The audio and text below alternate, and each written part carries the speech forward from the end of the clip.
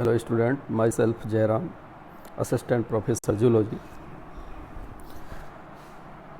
आज हम antigen antibody interaction के बारे में चर्चा करेंगे। पिछली वीडियोज़ में हमने आपको एंटीजन के बारे में, एंटीबॉडी के स्ट्रक्चर के बारे में एंड इम्यूनिटी के बारे में बताया था। आज हम एंटीजन एंटीबॉडी इंटरेक्शन के बारे में चर्चा करेंगे कि एंटीजन एंटीबॉडी इंटरेक्शन क्या होता है, इसके क्या यूजेस हैं और ये कितने प्रकार का होता है। एंटीजन एंटीबॉडी इंटरेक्शन एक विशेष प्रकार की इम्यून रिएक्शन है जो एंटीजन व एंटीबॉडी के मध्य होती है। इसका सर्वप्रथम डिस्क्रिप्शन जे गोल्डबर्ग ने किया था। जे गोल्डबर्ग ने एंटीबॉडी संपूर्ण एंटीजन से क्रिया नहीं करता है, यह केवल एंटीजन पर पाए जाने वाले कुछ विशिष्ट स्थलों, जिन्हें हम एंटीजेनिक डिटर्मिनेंट के नाम से जानते हैं या जिन्हें हम एपिटोप कहते हैं, उन्हीं से रिएक्शन करता है। तो यहाँ आपको ये समझ लेना है कि जो एंटीजन है वो संपूर्ण कभी भी एंटीबॉडी से क्रिया नहीं करता है और ना ही एंटीबॉडी का संपूर्ण भाग एंटीजन से क्रिया करता है। एंटीजन पर कुछ विशिष्ट स्थल होते हैं जिन्हें हम एंटीजेनिक डिटर्मिनेंट के नाम से जानते हैं या जिन्हें हम एपिटॉप्स कहते हैं, उन्हीं से ये क्रिया करता है। इसी प्रकार एंटीबॉडी पर भी कुछ विशिष्ट स्थल पाए जाते हैं जिसे हम वेरिएबल रीजन के नाम से जानते हैं या फेव रीजन के नाम से जानते हैं। इन दोनों क्षेत्रों के मध्य ही इंटरेक्शन होता है। एंटीजन पर एंटीजेनिक डिटर्मिनेंट या जो एपिटोप्स की संख्या होती है उसे उसकी वैलेंसी या उसकी संयोजकता कहा जाता है। इसी प्रकार से एंटीबॉडी में भी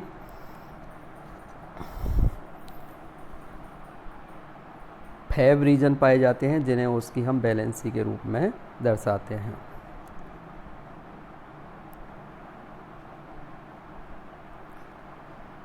ये जो एंटीजन एंटीबॉडी रिएक्शन है ये इरिवर्सिबल नहीं होती है। एंटीजन एंटीबॉडी के मध्य जो समूहन होता है या एसोसिएशन होता है, संगठन होता है, वो हाइड्रोजन बॉन्ड, आयनिक बॉन्ड या हाइड्रोफोबिक इंटरेक्शन या वांडरबॉल्स बल द्वारा होता है। एंटीजन एंटीबॉडी इंटरेक्शन के द्वारा इन्फेक्टियस जो पैथोजेंस हैं या जिन्हें हम हानिकारक पदार्थ भी कह सकते हैं, हानिकारक पदार्थ, इनको नष्ट किया जाता है।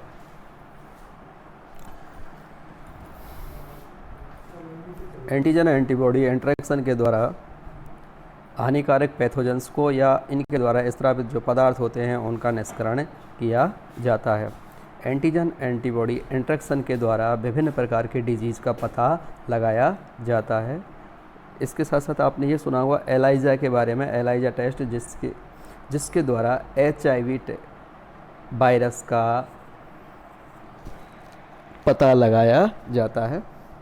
एड्स के रोगी, एड्स डिजीज HIV वायरस के कारण होती है और उसका एलाइजा टेस्ट के द्वारा पता लगाया जाता है। यह एलाइजा टेस्ट एंटीजन एंटीबॉडी पर इंटरेक्शन पर ही आधारित है। इसके अलावा जो प्रेगनेंसी किट होती है वो भी एंटीबॉडी बेस्ड ही होती है। एंटीजन एंटीबॉडी इंटरेक्शन को कई समूहों में बांटा गया है। फर्स्ट हम बात करते हैं एग्लूटिनेशन या समूहन। एग्लूटिनेशन या समूहन, जब एंटीबॉडी व स्पेसिफिक एंटीजन, खास है यहाँ पे एंटीबॉडी व स्पेसिफिक एंटीजन के मध्य इंटरेक्शन के परिणाम स्वरूप यदि क्लम्प का फॉर्मेशन होता है या इनसॉल्युबल कॉम्प्लेक्स बनता है तो इसे हम एग्लूटिनेशन के नाम से जानते हैं। यहाँ खास बात यह है कि एंटीजन एंटीबॉडी के मध्य इंटरेक्शन होगा इसके परिणाम स्वरूप यहाँ पे क्लम्प का फॉर्मेशन होता है या गुच्छा जैसी जो स्ट्रक्चर है वो बनती है जो कि इनसॉल्यूबल होता है। इसे हम एग्लूटिनेशन या समूहन के नाम से जानते हैं। जो एंटीबॉडी इस प्रकार की रिएक्शन करती हैं उन्हें हम एग्लूटिनिन के नाम से जानते हैं या उन्हें हम एग्लूटिनिन कहते हैं, तथा जो एंटीजन होता है उसे हम एग्लूटिनोजन के नाम से जानते हैं। For example different blood groups के मध्य जो इंटरेक्शन होता है वो समूहन का एक सबसे अच्छा उदाहरण होता है, जिसमें कि डिफरेंट जब भी क्या होगा कि यदि कोई व्यक्ति का ब्लड ग्रुप ए है और यदि उसे बी ब्लड ग्रुप चढ़ा दिया जाता है या उसके शरीर में प्रवेश करा दिया जाता है तो उसकी जो आरबीसी हैं उनका क्लम्पिंग हो जाती है या उनमें गुच्छन हो जाता है। तो ये जो एंटीजन एंटीबॉडी के मध्य इंटरेक्शन है वो समूहन कहलाता है। एंटीजन एंटीबॉडी इंटरेक्शन या समूहन के लिए खास आवश्यक है कि जो एंटीजन है वह एंटीबॉडी हैं वो पॉलीवैलेंट हों, अर्थात बहुसंयोजक हों, तभी वो आपस में क्रॉस लिंक कर सकते हैं, तभी वो आपस में क्रॉस लिंक कर सकते हैं और तभी समूहन होगा। यदि ऐसा हुआ कि ये मोनोवैलेंट है अर्थात एक संयोजक हैं एंटीजन व एंटीबॉडी, तो समूहन नहीं होगा। तो इसके लिए खास आवश्यक है कि एंटीजन एंटीबॉडी पॉलीवैलेंट होने चाहिए या बहुसंख्यक होने चाहिए।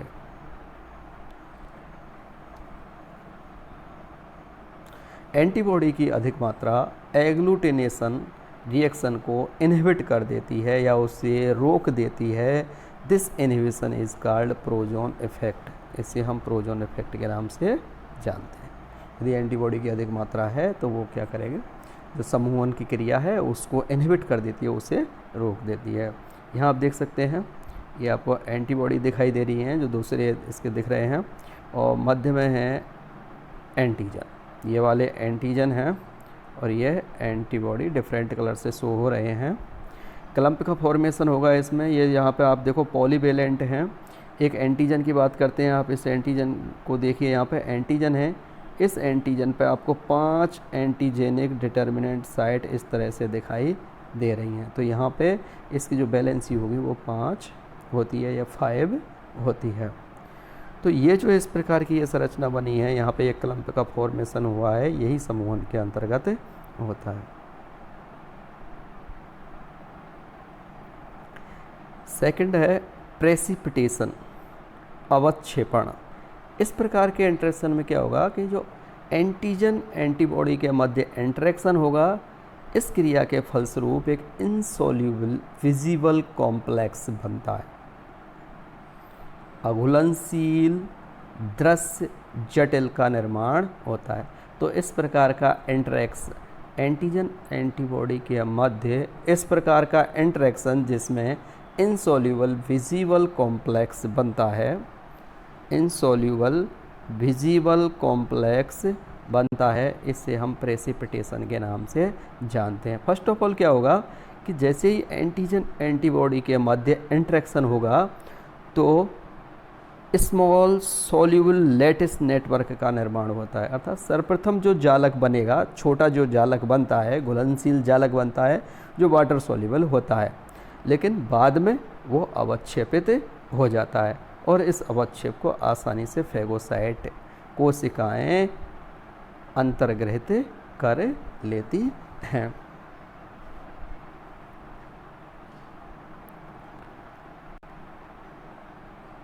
तो दोनों प्रकार के आप यहाँ पे देखें, एक तो समूहन है, दूसरा अवक्षेपण है। समूहन के अंतर्गत एंटीजन एंटीबॉडी के मध्य इंटरेक्शन के परिणाम स्वरूप क्लम्प का फॉर्मेशन होता है, गुच्छे का निर्माण होता है, जबकि अवक्षेपण या प्रेसिपिटेशन में एंटीजन एंटीबॉडी के मध्य इंटरेक्शन पर first of all small soluble lattice network का निर्माण होता है या घुलनशील जालक का निर्माण होता है, जो बाद में प्रेसिपिटेट या अवक्षेपित हो जाता है और जिसे फेगोसाइट्स के द्वारा फैगोसाइट कोशिकाओं के द्वारा एंगल्फ कर लिया जाता है। तो ये जो जितने भी प्रकार के हम यहाँ पे आपको एंटीजन एंटीबॉडी इंटरेक्शन बता रहे हैं, ये सब अपने शरीर की प्रक्रियाएं हैं, शरीर का डिफेंस सिस्टम है जो एंटीजन को नष्ट करने के तरीके बता रहा है कि किस प्रकार से एंटीबॉडी एंटीजन को नष्ट करती है। या तो वो समूहन के द्वारा उसे नष्ट कर सकती है, सेकंड है प्रेसिपिटेशन के द्वारा। प्रेसिपिटेशन में जो भी अवक्षेपित होगा एंटीजन, तो यहाँ पे एंटीजन एंटीबॉडी के कारण जो अवक्षेप बना है उसको आसानी से फैगोसाइट कोशिकाएं डिटेक्ट करती हैं, उसको पहचान लेती हैं और जल्दी उसे खा के नष्ट कर देते हैं। टाइफाइड के संक्रमण होने पर इस प्रकार का इंटरेक्शन होता है। Antigen antibody interaction antigen antibody की बैलेंसी पर निर्भर करता है तथा एंटीजन व एंटीबॉडी की मात्रा पर भी निर्भर करता है। यदि ऐसा होगा कि एंटीजन अधिक है और एंटीजन कम है, एंटीजन अधिक है व एंटीबॉडी संख्या में कम है, तो प्रेसिपिटेशन नहीं होगा। दोनों ही जब बराबर मात्रा में होते हैं तो प्रेसिपिटेशन होता है, या एंटीजन कम है और एंटीबॉडी अधिक है तो भी प्रेसिपिटेशन या अवक्षेप है वो नहीं बनता है। इस प्रकार की रिएक्शन का उपयोग एंटीजन एंटीबॉडी के क्वांटिटेटिव एंड क्वालिटेटिव डिटर्मिनेशन के लिए किया जाता है, अर्थात एंटीजन एंटीबॉडी के मात्रात्मक व गुणात्मक परीक्षण के लिए समूहन प्रेसिपिटेशन का उपयोग किया जाता है, या इम्यूनो एसे जो प्रेसिपिटेशन पर आधारित जो इम्यूनो एसे टेक्निक है उनका उपयोग किया जाता है। यहाँ आप देख सकते हैं एंटीबॉडी अधिक है, यहाँ पे आप देखिए जो बाइसेप्ड हैं वो एंटीबॉडी हैं, बाइसेप्ड एंटीबॉडी, और जो राउंड शेप हैं और रेड कलर से आपको दिखाई दे रहे हैं वो एंटीजन होते हैं। तो यहाँ पे एंटीबॉडी का नंबर अधिक है, एंटीजन का नंबर कम है, तो यहाँ पे प्रेसिपिटेशन नहीं होगा। जब ये इक्वल एंटीजन एंटीबॉडी इक्वल होते हैं तो प्रेसिपिटेशन का फॉर्मेशन होता है, अर्थात लैटिस बनता है। और यदि एंटीजन अधिक होंगे तब भी लैटिस, या हम ये कहेंगे इनसॉल्यूबल प्रेसिपिटेट का निर्माण नहीं होगा।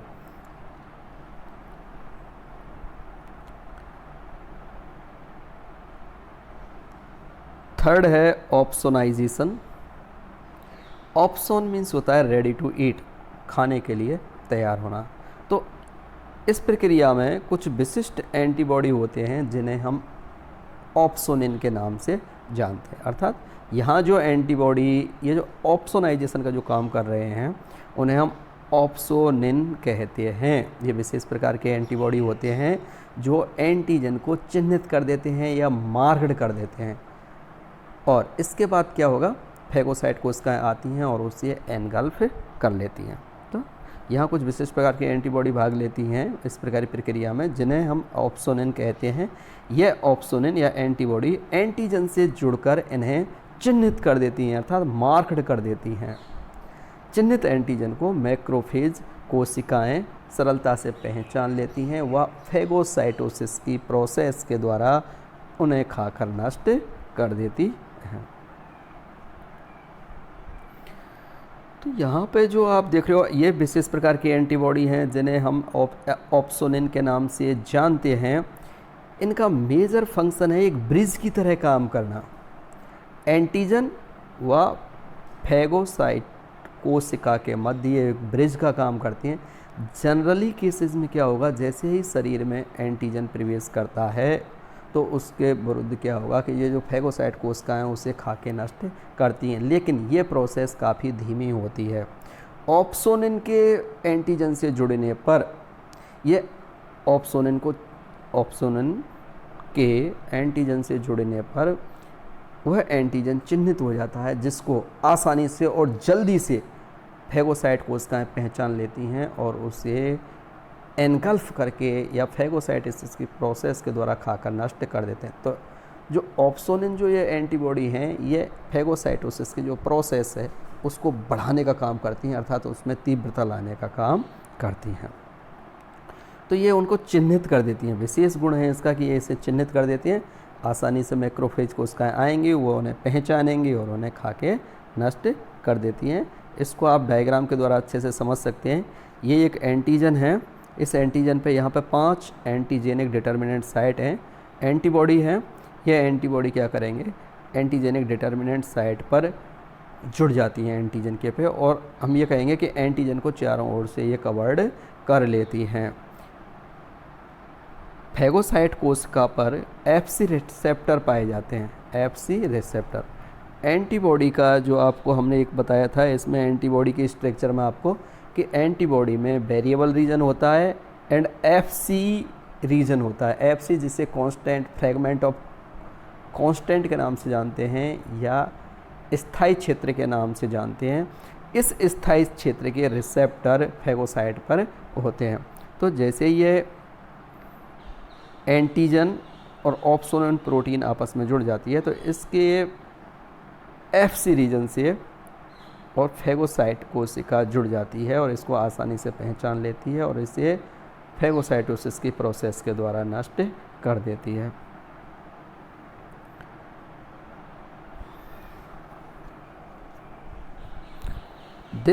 The process of coating pathogens to promote phagocytosis is called opsonization.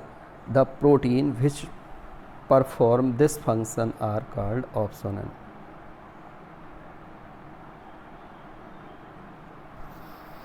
Pathogen को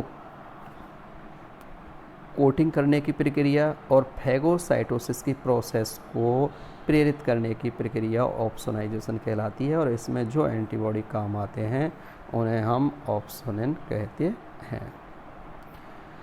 ऑप्सोनिन जनरली 2 प्रकार के होते हैं, या तो वो एंटीबॉडी हो सकते हैं या वो कॉम्प्लीमेंट्री प्रोटीन्स हो सकते हैं। अभी हमने आपको जो डायग्राम में बताया था वो एंटीबॉडी के जरिए बताया था। इसके अलावा भी कुछ कॉम्प्लीमेंट्री प्रोटीन्स भी होती हैं जो ऑप्सोनिन की तरह काम करती हैं, जैसे C3b and C4b and C1q। ये विशेष प्रोटीन होती हैं जिन्हें हम कॉम्प्लीमेंट्री प्रोटीन के नाम से जानते हैं, जो एज ए ऑप्सोनिन की तरह ही कार्य करती हैं।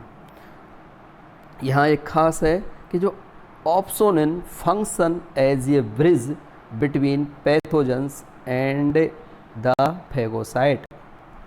ऑप्सोनिन जो एंटीबॉडी हैं या ऑप्सोनिन जो कॉम्प्लीमेंट्री प्रोटीन्स हैं, ऑप्सोनिन्स की बात करते हैं हम, तो ये पैथोजेंस व फैगोसाइट कोशिका के मध्य एक ब्रिज की तरह काम करती हैं, अर्थात एक पुल की तरह ये काम करती हैं। और विशेष हम ये कहें तो ये क्या करती हैं, फैगोसाइटोसिस की प्रोसेस को बढ़ा देती हैं।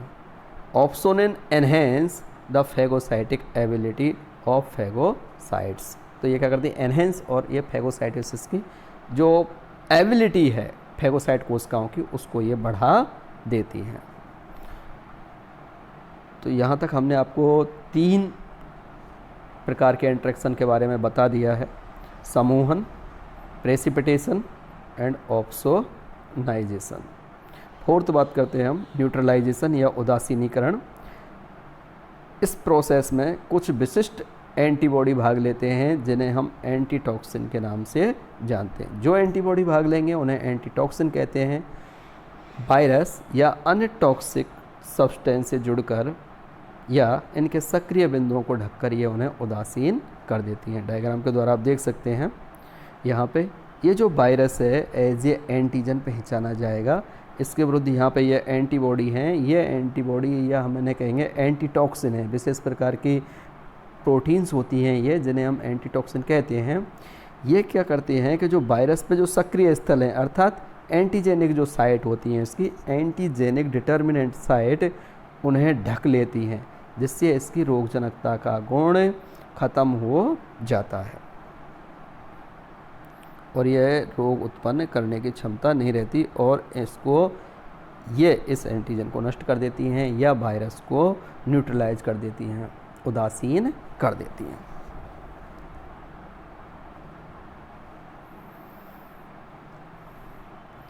तो उदासीनीकरण की प्रोसेस एक विशेष प्रकार की प्रोसेस है जिसमें विशेष प्रकार के एंटीबॉडी काम आते हैं। इन्हें हम एंटीटॉक्सिन के नाम से जानते हैं। खास है इसमें कि जो एंटीबॉडी काम लिए गए हैं उन्हें हम एंटीटॉक्सिन कहते हैं। ये एंटीजन के सक्रिय जो स्थल होते हैं, यानी हम एंटीजेनिक डिटर्मिनेंट कहें या इन्हें हम एपिटॉप्स कहें। तो यहाँ जो आप ये डायग्राम देख रहे हो, जैसे इस प्रकार का ये वायरस सेल है, इसके बाहर जो ये बिंदु हम आप निकाल रहे हैं, ये हैं एंटीजेनिक डिटर्मिनेंट जो जनरली रोग उत्पन्न करेंगे। इनको क्या करेंगे, अब ये एंटीबॉडी हैं, इन्हें हम एंटीटॉक्सिन कहते हैं। ये एंटीटॉक्सिन इसके ऊपर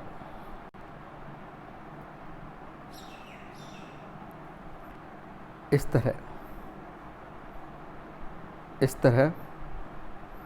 तरह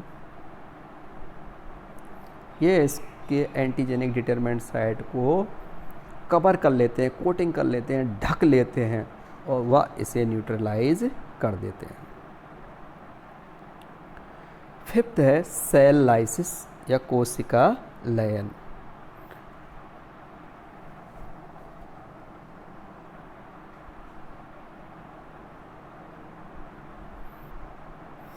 सेल लाइसिस, कोशिका लयन, इस प्रकार के एंटीजन एंटीबॉडी इंटरेक्शन में एंटीबॉडी, ये जो एंटीबॉडी एंटीजन के ऊपर उपस्थित एंटीजेनिक जो डिटर्मिनेंट साइट हैं उनको ढक लेती हैं या उन्हें कवर कर लेती हैं, वह इसके अंदर छिद्र उत्पन्न कर देती हैं। यहाँ डायग्राम आप देख सकते हो, ये पैथोजेंस है, कोई भी पैथोजेंस हो सकता है, बैक्टीरिया, जनरली बैक्टीरिया है, वायरस है। इसके ऊपर क्या होगा, ये एंटीबॉडी इसको कोटेड कर लेते हैं एंटीजेनिक डिटर्मिनेंट साइटों को। इसके बाद इसके अंदर छिद्र उत्पन्न कर देते हैं जिससे इसका जीव द्रव्य बाहर आ जाता है और पैथोजन का नष्ट हो जाता है। तो सेल लाइसिस की प्रोसेस के द्वारा या कोशिका लयन की प्रोसेस के द्वारा एंटीजन को नष्ट कर दिया जाता है। तो इस प्रकार हमने आपको 5 प्रकार के एंटीजन एंटीबॉडी इंटरेक्शन के बारे में बताया था कि किस प्रकार से एंटीजन एंटीबॉडी के मध्य इंटरेक्शन होता है। तो एंटीजन एंटीबॉडी के मध्य जो इंटरेक्शन है यह 5 प्रकार का है। समूहन, precipitation, opsonization, neutralization and cell lysis. Mostly जो प्रेसिपिटेशन है एंड समूहन है, इसका बहुत बड़ा रोल है। इन तकनीकों का एंटीजन एंटीबॉडी इंटरेक्शन की जो तकनीक है, इम्यून ऐसे टेक्निक्स, इनका रोगों का पता लगाने में बहुतायत में उपयोग किया जाता है। आजकल कोविड-19 पैंडेमिक डिजीज़ के बारे में बहुत कुछ चर्चा चल रही है। इसमें भी यही है कि जो ये एक वायरल डिजीज़ है और ये जो वायरस है, इसके विरुद्ध हमारे शरीर में एंटीबॉडी वगैरह बन रहे हैं। तो अब इसका पता कैसे लगाया जाए, तो आपने सुना होगा इसका नाम कि इसके एंटीबॉडी टेस्ट के द्वारा या एंटीजन टेस्ट के द्वारा। एक और चल रहा है RT-PCR, रियल टाइम PCR, इसके द्वारा हम इसका पता लगा सकते हैं। तो एंटीजन टेस्ट भी इसका किया जा रहा है जो काफ़ी रैपिड टेस्ट है। तो वो टेस्ट भी एंटीजन एंटीबॉडी इंटरेक्शन पर ही आधारित है, एंटीजन एंटीबॉडी इंटरेक्शन। इसके अलावा भी हमने आपको बताया था कि जो एलाइजा टेस्ट है ये भी एंटीजन एंटीबॉडी इंटरेक्शन पे आधारित है। एक प्रेगनेंसी किट के बारे में बताया था, यह भी एंटीजन एंटीबॉडी इंटरेक्शन पर आधारित है। तो ये चैप्टर और आज का ये लेक्चर इस दृष्टि से काफ़ी महत्वपूर्ण है। इसका दैनिक जीवन में बहुत बड़ा उपयोग है। मेडिकल साइंस में हम ये कहें या रोगों के निदान में हम बात करें तो इसका बहुत बड़ा रोल है या बहुत बड़ा उपयोग है। Thank you student for listening me.